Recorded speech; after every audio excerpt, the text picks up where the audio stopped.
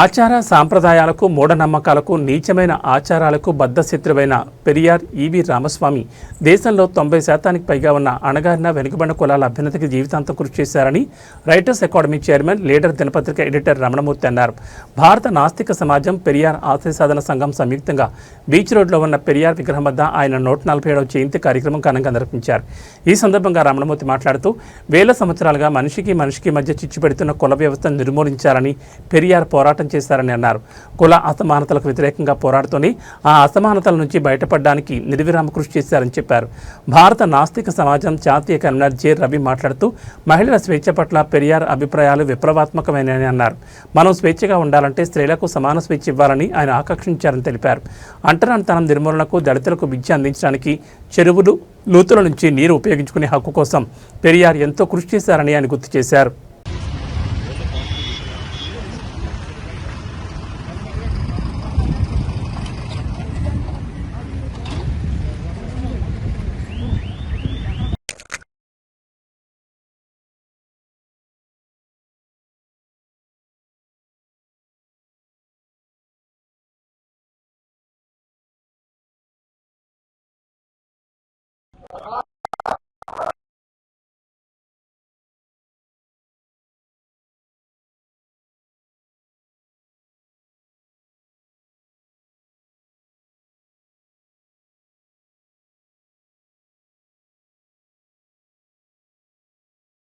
సామాజిక విప్లవవాది పెరియార్ రామస్వామి గారి 147వ జయంతోత్సవం ఇప్పుడు ఘనంగా జరుపుకోవడం జరిగింది. వారి ఆశయాలకి అనుగుణంగా ప్రజల్లో చైతన్యం తీసుకురావాలని ప్రయత్నం చేయాలని కూడా నిర్ణయించుకోవడం జరిగింది. పెరియార్ రామస్వామి గారు, అంబేద్కర్ గారు, జ్యోతిరావు పూలే గారు, తర్వాత పెరియార్ రామస్వామి గారు, వీళ్ళ ముగ్గురు గురించి చెప్పాలంటే భారతదేశంలో సామాజికంగా జరుగుతున్న దోపిడీని అరికట్టడం కోసం వీళ్ళు ముగ్గురు కూడా జీవితాలను అర్పించారు. జైల్లో ఉన్నారు. పేద ప్రజల కోసం, బడుగు బలహీన వర్గాల కోసం, అలాగే మహిళలకి స్వాతంత్ర్యం ఇవ్వడం కోసం వారి జీవితాలని అర్పించారు. అటువంటి మహనీయుల్ని మనం గుర్తించుకోవాల్సిన అవసరం ఉంది. భావితరాలకు వాళ్ళ గురించి చెప్పాల్సిన బాధ్యత ఉంది.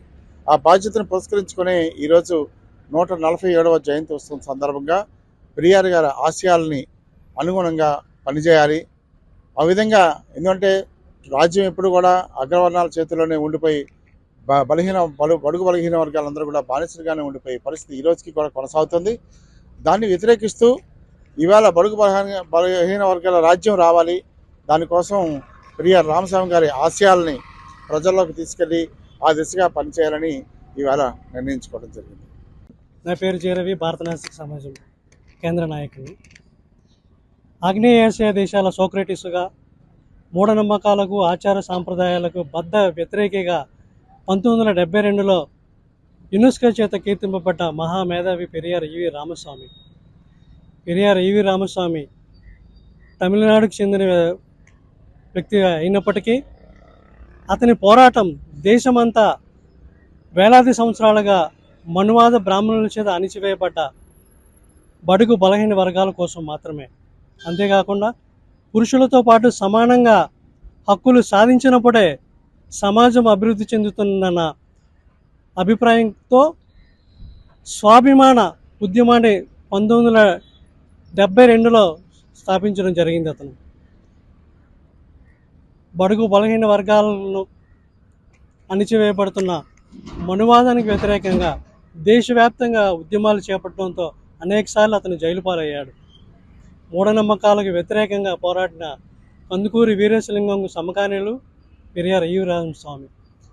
ఆయన ఆశయాలకు అనుగుణంగా ఆంధ్రప్రదేశ్లో మూఢనమ్మకాల నిర్మూలన చట్టం తేవాలని భారత నాస్తిక సమాజం ఈ సందర్భం కోరుకుంటుంది.